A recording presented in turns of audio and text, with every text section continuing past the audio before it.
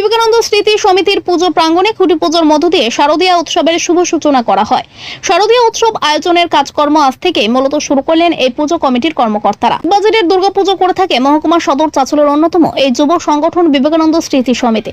প্রতি বছরই নতুন কিছু চমক থাকে। মণ্ডপসজ্জা থেকে শুরু করে প্রতিমা আলোকসজ্জা সহ সমস্ত কিছুতেই থাকে অভিনবত্বের ছোঁয়া।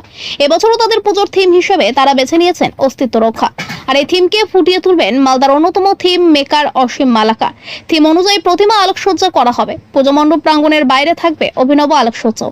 সামাজিক কিছু কর্মসূচিও তারা রাখছেন, যেমন সেভ ড্রাইভ, সেভ লাইফ, বাল্যবিবাহ রোধ, বৃক্ষরোপণ নিয়ে সচেতনতামূলক কর্মসূচিও থাকছে। পুজো কমিটির সূত্র থেকে জানা গেছে, এবছর পুজোর বাজেট ধরা হয়েছে প্রায় 14 লক্ষ টাকা। দেবাশিস ঘোষের রিপোর্ট, আমাদের চাচল।